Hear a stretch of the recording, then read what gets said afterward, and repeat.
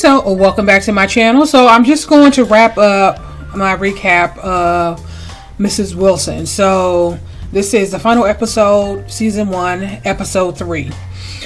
Okay, so it starts with a flashback of Alison. She's in the apartment. At this point, Nigel, she already had Nigel. He's crying. This place is a dump, and her husband is nowhere to be he's nowhere to be found at this point. And so you can tell that she's almost at her wit's end, like she's about to snap.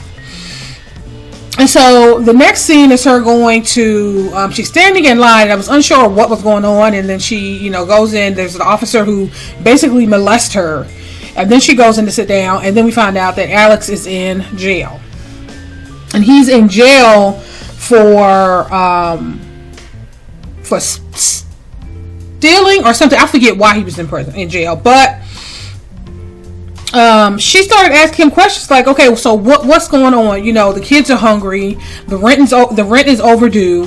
Why is it, you claim to be working and traveling and all this, so why are you not being paid? Why do we not have any money? Why are we living like this? And he's saying that, I'm only in here, I'm undercover, and and I'm just gathering information. This dude was just a piece of shit. He was just a pathological liar, and he was just a hot ass mess. And he basically left 4 devastated women, and I don't know how many children. He had 6 children, something, I don't know, 5 or 6 kids, I don't know, in his wake. He was just a hot ass mess. But he's saying that he's there to gather intelligence and she finally was like, you know what, I can't do this anymore. She took her wedding ring off and said, I'm going to pawn this, and I'm going to stay with my mother. And of course he's telling her, I'm telling the truth, just look at my wallet and you'll find something, Okay, so it flashback, so she gets up and she leaves.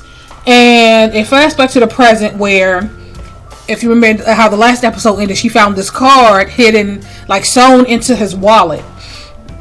And so she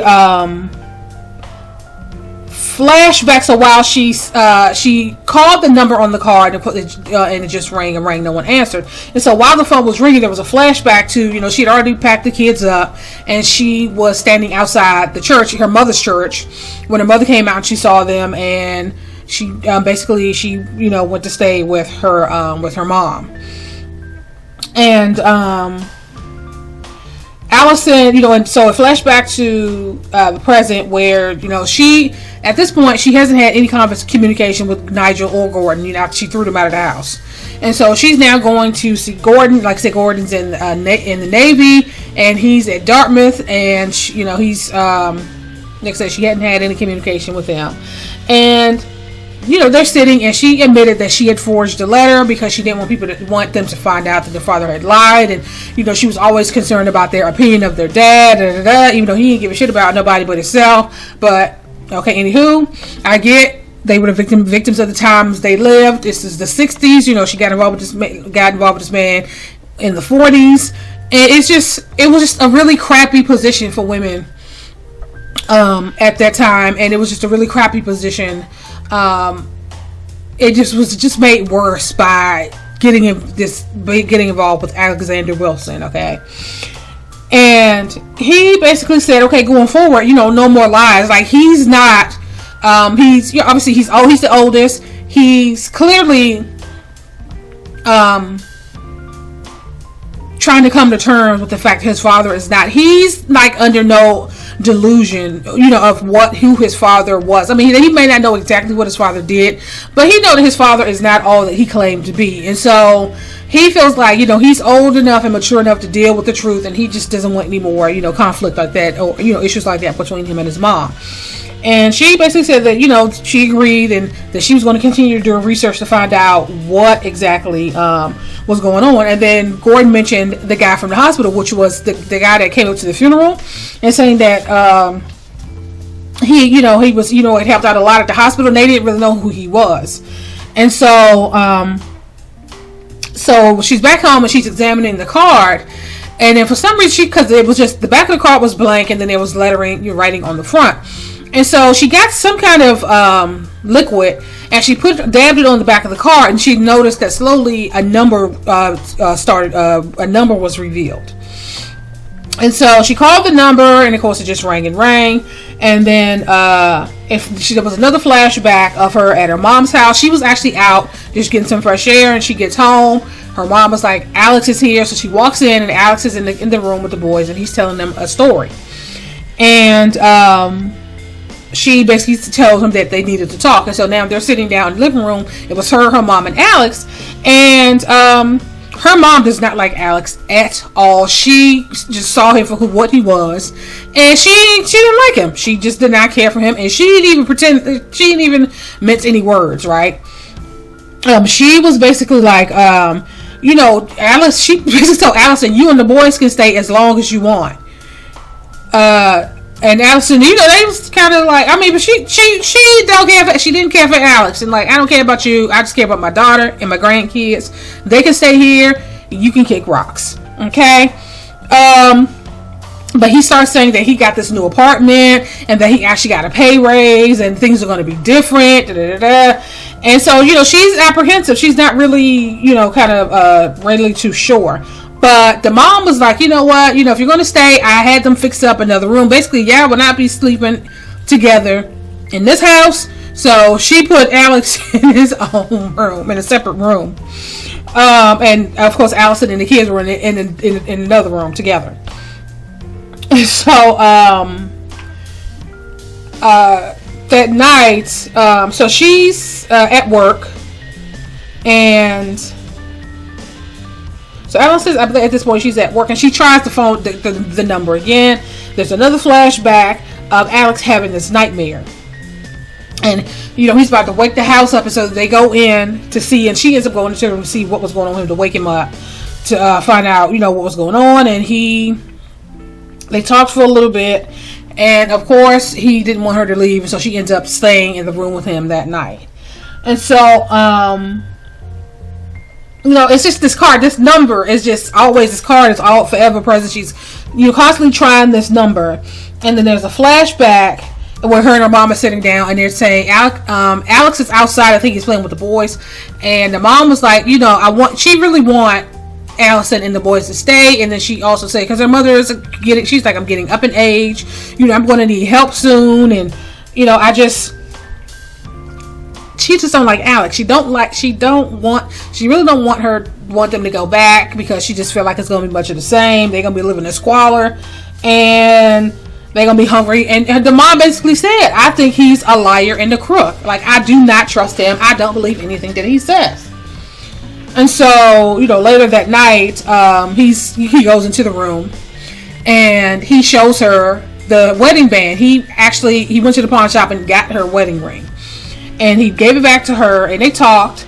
And of course, he convinced her to go back to London. When he convinced her that things are going to be different, and that he does still work for the intelligence agency, and that all she has to do is follow him, and she'll find out. And he, in the end, she eventually decided to go back with him. So, and the present, the Allison, she's back at the church, and she's talking to the priest, and she's really struggling with her faith, and she's asking the priest, like, how do you believe in something that you don't really, that's not visible? It's not something tangible. It's not something you could see and prove. And she's really struggling. It's about faith, And so she goes to the hospital, and she meets up with the guy who she called, his name was Ashby, and he confirmed that Alex did work there. He was off and on. It was inconsistent, and then he, meant that he would cover for him, because there was this woman that would show up all the time, and she, was forever present, and he was always having to, talk to her, and so, there's this flashback of them on the train. They're leaving her mom's house, and they're coming back to London, and he's telling her, she's still trying to convince her that he still works with the intelligence agency, and that all she has to do is follow him. And so she followed him, and what she saw when she followed him was that he was meeting with Coleman. And so that reassured her that, okay, he does still work for them. But that still doesn't explain, like, why, if he's still working for them, why did they live in such horrendous conditions, okay? But, okay. And so, she went to see Coleman again. She started asking him, like, what happened? You know, he was working for you guys. He did a lot for his country, and yet we never had any money. We lived in squalor. And Coleman was basically telling her, just let it go. You don't want to know. Leave it alone. Just go, just let it go. And she's like, no, she kept pressing the issue. And Coleman basically said, we fired Alex in 1942. Okay? And the reason that you guys lived the way you did is because he had a criminal record and he could only get jobs that paid like ridiculously low wages. And so she's saying that he hadn't been working for them for like 20 years. Like, we fired him in 1942. She was like, no, that's ridiculous. I saw you with him. People saw you with him. She was like, yeah, well, he was fired because he wasn't exactly giving them the correct intel. He was he would translate the conversations, but it wouldn't be exactly what was being said, and he would embellish things. And he said, MI5 on this wild goose chase to try to find some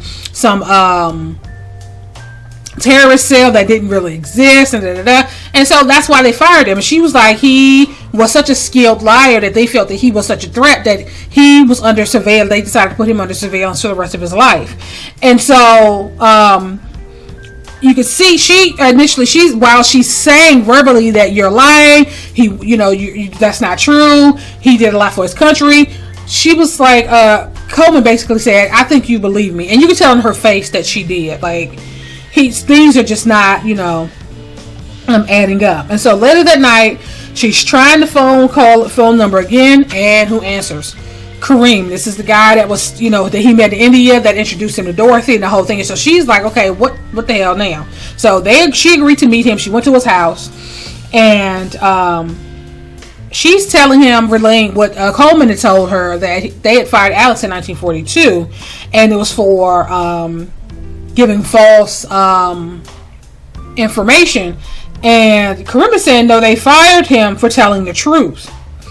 And that Alex was set up by a double agent in MI5, and they wanted to have access to his line so they can get information to him from Moscow and the whole thing. And of course, she's like, you know what?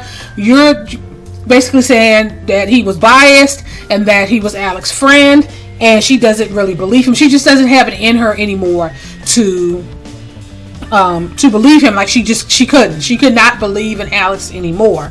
And so she ends up leaving. Look at my notes. And so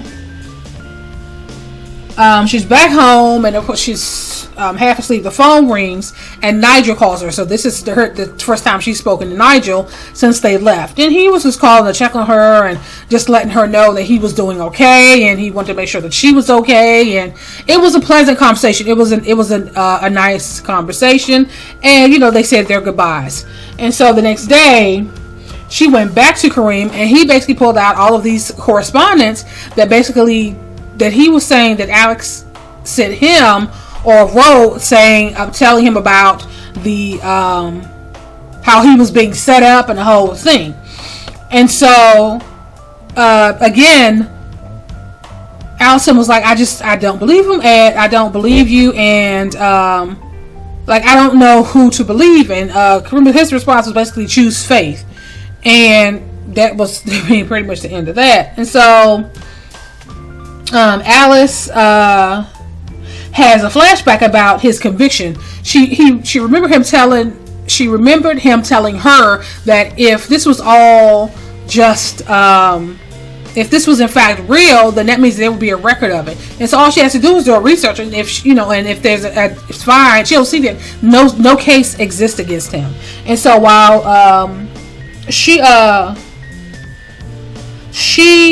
so the next thing you see her, Coleman is in the park. She's just reading her paper or whatever. And how she was able to find Coleman, I don't know. But there she was in the park, and she, went. And she basically said that, you lied to me. There was no record that there was ever any conviction against him. And Coleman was basically like, you married a pathological liar, and you're just having a hard time dealing with it. Just, deal with it. He was not the man that you thought he was. And she was like, and so Alison was like, okay, she remembered back when she made that threat about, you have this, your son is going into the Navy, and then you have a son that's applying to school, and I think that, you should just, everyone involved, I think you should just leave it alone. She was like low-key threatening her, right? And so she brought that up as like, my boys were never any danger, were they? And Coleman, she didn't really, couldn't say much of anything. I guess she figured she said all she could say. And so Alison was like, you know what? I understand that he lied to me a lot, but there's one thing that I do believe is that he loved his country and that he would never betray his country. And so she now feels like, she has something to hold on to, that she can believe in, even through all of that. That's one thing that she can cling to. And so she's now in a better mood. She ends up calling Gordon, saying that she, wants to talk to him and that they have a lot to talk about. And she's like upbeat, right? And so she makes it home, and then she talks to Olive and her husband, and basically like, the boys will be coming over, and I would love if you guys come over for a drink. But what she saw was this little boy was sitting on a bike just across the street looking at her house. And so she noticed him, but she said what she had to say to her neighbors, and she went on in the house. And so she was put on some music, and she looked out the window, and she still saw this little boy sitting on this bike staring at her house. And so she goes out and she goes to talk to him, and she was, basically asked him if he was okay, because he was just out there. And so he said, oh yeah, she asked him his name, and he said his name was Douglas, and that he was 8 years old, and that he's looking for his dad. Him and his mom, they hadn't seen his dad, and he stopped sending them money. And his mom, and he was like waving to his mom, who was kind of like walking down the street, and we heard that he lived here, and you could see in her face, like, if ever there was a moment where you could just see a person just break, like, everything, like her soul, whatever you call it, her spirit, her heart, and you could just see in her face that was it. That was it. That was all she could take. She saw the woman coming down the street, and she goes into the house, and she closed the door, and she basically collapsed on the kitchen floor. The woman is now banging on the door. She's saying that she's Elizabeth Wilson. The boy had told her that my dad said he lived here, that he was a doctor, that he had spent some time in India. And the woman, it was just, she realized that he's done this shit again. He's done this again. And like I said, the boy is 8 years old. So let's say that of their 20-year marriage, where she felt like they were living this, she had this ideal life for at least, I don't know, let's say 10 years of that marriage. He was married, quote unquote, married to another woman and fathered another child. And that was more than she could take. That was it. And you could just see that she had just had enough, and she never spoke to the woman. She never opened the door. And so the next thing you see flash across the screen is, it's 3 years later. Nigel and Gordon, they're like cleaning out the house. The house has been sold, and you hear, I think it was Nigel that said, I can't believe she's never been back here. So she left, and she just never went back. I remember her going to the priest, and she's basically, you can see where she was still clinging on to hope, but you could tell that she was almost at her wit's end. And the priest recommended this convalescent place that she could go to for a break, because it seemed like she just needed a break mentally, just physically. She was just exhausted. And at the time, she didn't want to do that. But what we find out is that after that incident, that's exactly where she went, and that's where she had been for the last 3 years. So they eventually, Gordon and Nigel come to see her. And Gordon he's married now, and he has this newborn daughter, and he takes the daughter to see his grandmother. And of course, she's happy that they're there. She lets them know that she was going to divide the house proceeds, whatever, the money she got from the house. She was going to divide it between the two of them so they can buy their own place. And of course, they're like, well, what are you going to do? She's like, I'm perfectly fine. I've decided, she had made the decision. She was going to stay there. And so she didn't need any money or anything. All of her needs were going to be met. And it was sad because when they were cleaning out the house, Nigel had found some picture in the frame that kind of fell behind, and so he gave her the photo, saying, I found this while we were doing the last sweep of the house. And so Nigel went and got in the car, and Gordon was like, okay, so what am I going to tell my daughter about her grandfather? And she basically kissed them and, wished them, a safe trip. Like, there wasn't a whole lot, that she could say or that she wanted to say. Like, I mean, and she couldn't lie to him because at this point, Gordon already knows enough. And he knows enough about his dad to just, I mean, it is what it is. And so they pack up and they leave. And so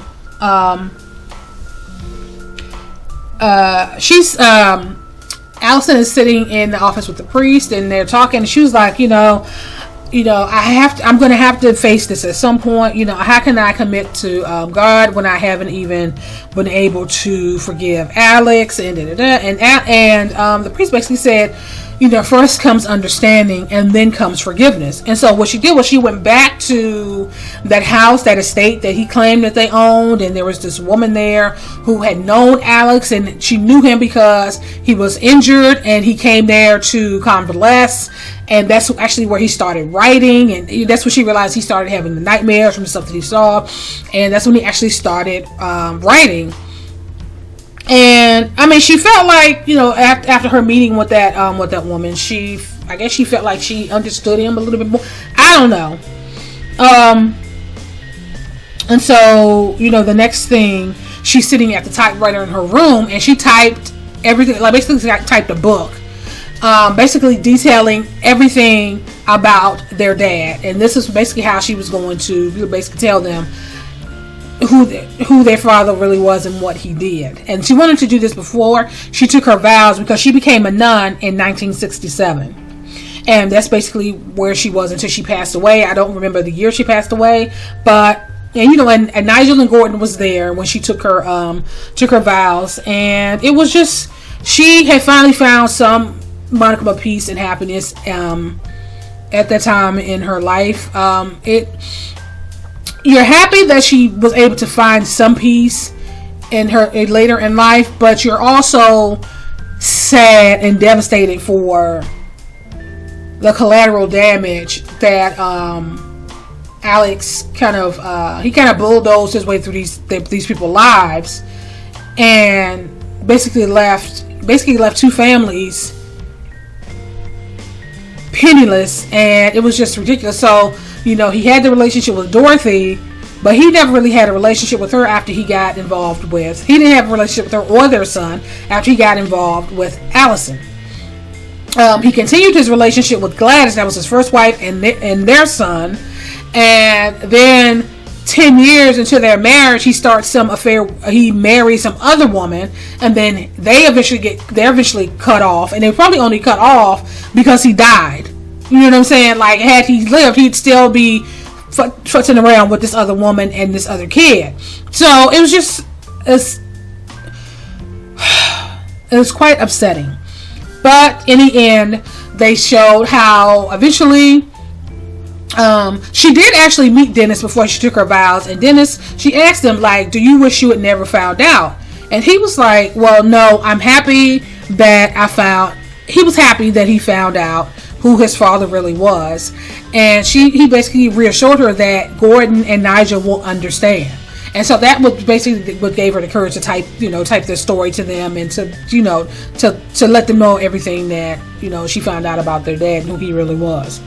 But the good thing is, at the end, it showed that all of the kids eventually, got to know each other, and you saw the family, how their family, so it went through the sons and then their wives and the kids and the grandkids, and so they were able to establish a relationship with each other.